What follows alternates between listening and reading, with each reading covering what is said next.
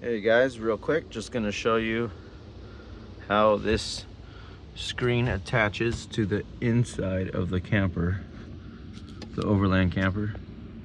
So I just put a Velcro strip all the way across.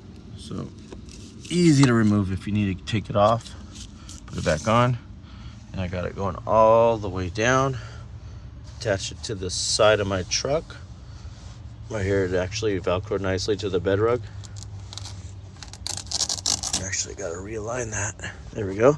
But if you don't have a bed rug, you could just attach it to put some sticky back Velcro onto the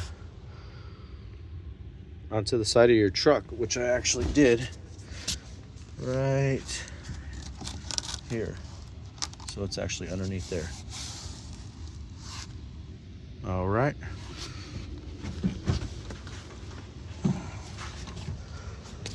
Let me get down. Show you guys this angle. There you go. So to get in, you just push through, and then there's magnets right here in the middle.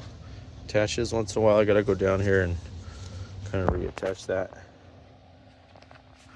But yeah, covers up the whole entire opening, keeps the bugs out. Easy to step in.